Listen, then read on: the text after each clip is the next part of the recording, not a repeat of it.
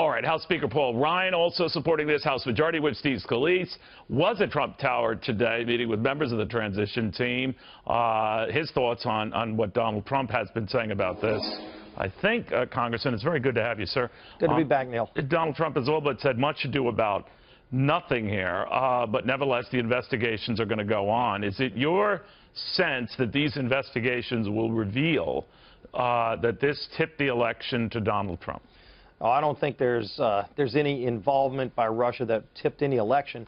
The American people spoke real loudly. They wanted change. They didn't want Hillary Clinton, and they wanted Donald Trump, and responded to his message. He had a pro-growth message of making America great again. So what do you make of all these Democrats who seem to be saying, sir, that we want the electors to get this information, whatever results we have, so they could assess us a week ahead of their meeting on deciding who will be the next president of the United States? You know, Neil, look, it was an overwhelming victory by Donald Trump to be president. Won states that hadn't been won by Republicans in multiple cycles when you look at not only Florida and Ohio, Pennsylvania, Michigan, Wisconsin. It was historic because people responded to this message, and the fact that they don't get it. Look, they just reelected Nancy Pelosi as their minority leader, so they're stuck in the past. We're moving to the future. We're planning the first 100 days and beyond to get our country moving again, to create jobs and get the middle class back engaged in a way where Barack Obama's policies have left them behind and shifted jobs overseas. But you are convinced, sir, from what you know and what your colleagues know, there is nothing in there, whether the Russians were behind, you know, trying to mess up our elections or not, that it didn't get to the point that they flipped the results. No, there's no. So what do you hope to prove with your investigation? What do you hope to prove with the investigation? Well, let's go get the facts out. But at the end of the day, I'd sure like to see us also look into other countries that hack into America. It's not just Russia.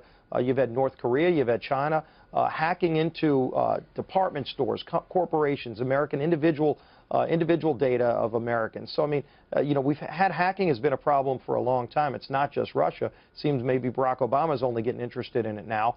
But this has been a problem for a long time. Let's go look into it. But the American people are the ones who decided this election and overwhelmingly said they wanted Donald Trump to be the next president. And we're already making plans to work with President-elect Trump to get our country moving again. And that's what people want. Focus on jobs, strengthening our national security, addressing the real problems that matter to everyday Americans. Whatever these investigations reveal, there is something to the speed element that a John Podesta, who ran the Clinton campaign, wants to get the electors aware of whatever you guys know before next week, obviously, to affect their vote. What do you think of that? That's a ruse. They're trying to undermine the results of what the American people voted on. You know, first they were saying, let's go do recounts, and then that didn't go anywhere because Trump won these states by large margins in many cases. Then they said, let's try to contort the electors in some kind of way. And maybe they're going to ask the Supreme Court justices not to swear Donald Trump in on January 20th. That's not going to work either.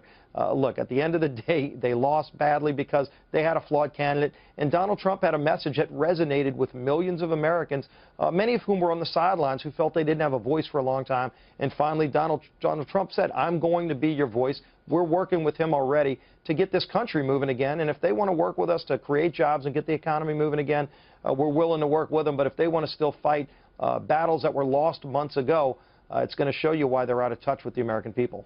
Congressman, does it worry you on just a pure cosmetic level, the number of appointees in the Trump cabinet that have close ties either to Russia in the form of Rex Tillerson if he becomes Secretary of State, or said very kind things about and to Vladimir Putin, that this would be an administration, at least going in, might be less disposed to criticizing either or both? I think most people recognize this administration is going to be more aggressive at standing up for America. Look, Barack Obama watched the creation of ISIS and expansion of it to the point where they're attacking us on our homeland multiple times.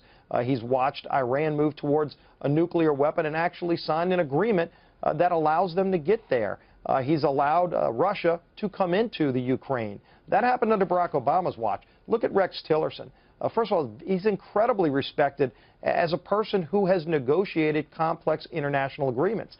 That's the kind of experience you would want in a Secretary of State. Many people have said that if you compare Rex Tillerson, maybe the only person who has more experience dealing with Russia is Henry Kissinger. I don't think anybody's knocking Henry Kissinger because he knows how to deal with Russia. You want somebody that's going to be tough, who has a proven track record, and Rex Tillerson fits that bill. All right. Congressman, thank you. We'll watch very, very closely. Appreciate it. Great being back, Neil.